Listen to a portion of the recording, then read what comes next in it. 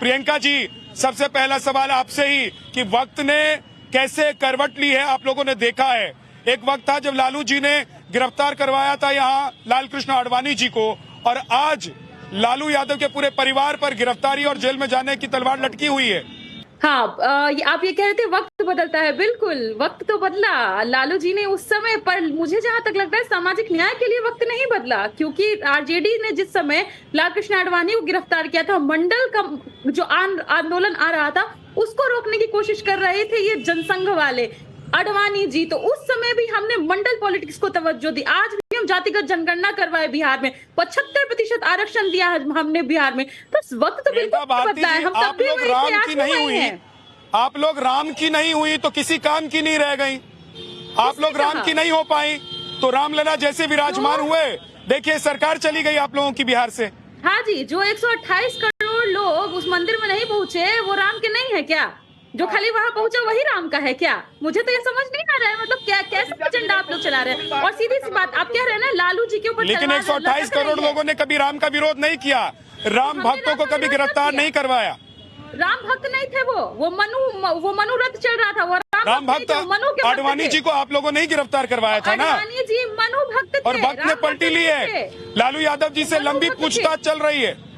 भी बिल्कुल सही कह रहे हैं, क्योंकि देखिए झा जी, जब आप काम करते हैं ना, आप एंकर हैं, तो जिस तरीके से धनंजय गिरी जी कहा जाता है ना चैनल में कहा जाता है ना कि क्या काम आप करेंगे, बिल्कुल वैसे ही भाजपा, ये ईडी का नहीं खेल चल रहा है। अब ये भी आप कह सकती हैं प्रियंका जी, आप ये भी कह सकती हैं कि सरकार आपकी इसलिए चली गई क्योंकि विद्यानाथ झा खड़े होके बिहार में रिपोर्टिंग और एंकरिंग कर रहे थे, पत्रकार आ गए बिहार में, इसलिए आरजेडी की सरकार चली गई। भाई सरकार इसलिए चली गई कि आप लोगों की बनी नहीं, राम के नहीं हुए, किसी काम के नहीं रहे। नहीं, नीतीश जी के धनंजय गिरी जी, जनरली क्या रामलला के विराजमान होते ही राम राज्य आ गया है? जो राम जी के विरोधी रहे या जिन्होंने राम भक्तों का विरोध किया, उनका जाना तय हो गया। लालकृष्ण आडवाणी जी की गिरफ्तारी हुई थी, आज देखिए तलवार लटक रही है कि लालू यादव जी, तेजस्वी यादव जी, मीसा भारती, राबड़ी देवी सब गिरफ्तार हो जाएंगे और जेल जा सकते हैं। कौन कह रहा है?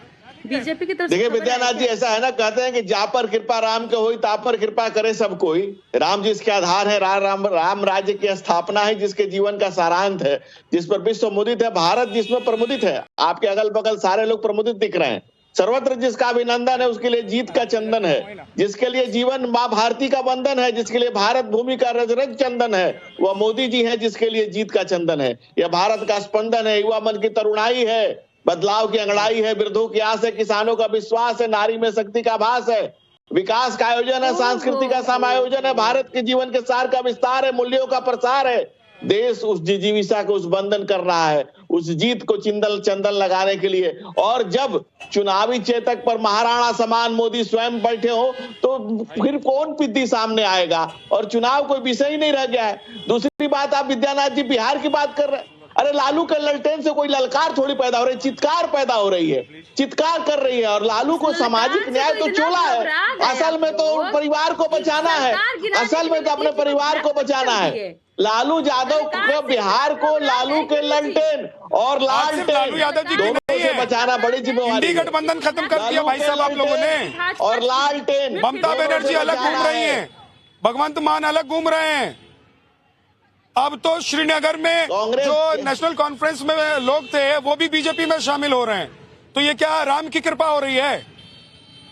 अरे सीधी विद्यानाथ जी, बीजेपी में ना, जानते हैं विद्यानाथ जी, बीजेपी में तो अगर बड़े से बड़े आतंकवादी भी शामिल हो जाएंगे ना, दाऊद भी ना, तो बीजेपी के वॉशिंग मशीन में धुला के सफाई हो जाएंगे और देश प्रेमी हो जाएंगे। ये है बीजेपी का चमत्कार। विद्यानाथ जी दाऊद के पास ही जाएंगे, दादाजी बीजेपी ने और मोदी जी ने तो आने के साथ ही कह दिया था ना कि पाकिस्तान से तब तक बात नहीं करेंगे जब तक आतंकवाद खत्म।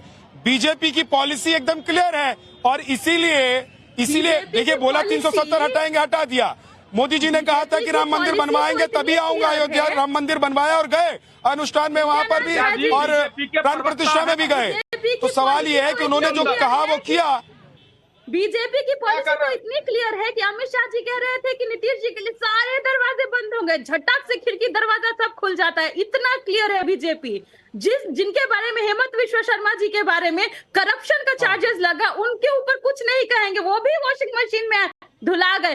पवार जी भी, अजीत पवार भी धुला गए वॉशिंग मशीन में। तो बीजेपी का वॉशिंग मशीन बड़ा बढ़िया घूमता है, जितना भी लोग जाता है। चलिए ना, मैं तो उस पर जा ही नहीं रहा हूँ। मैं कहाँ कह रहा हूँ कि चारा किसने चोरी किया, मैं कहाँ कह रहा हूँ भारती जी, मैं नहीं कह रहा हूं कि चारा किसने चोरी किया, चारा चोरी के आरोप में कौन जेल गया, चारा चोरी के आरोप में किसके साथ क्या हुआ, किसने जमीन के नौकरी के बदले जमीन ली, किसके ऊपर आरोप है, किससे लंबी पूछताछ ईडी की चल रही है, उस पर मैं जा ही नहीं रहा हूं प्रियंका भारती जी। मैं तो सवाल पूछ रहा हूं कि राम के नहीं हुए तो किसी काम के नहीं रहे। और मेरे साथ देखिए ना, बहुत सारे लोग हैं यहाँ पर मौजूद। मोदी जी को जय श्री राम।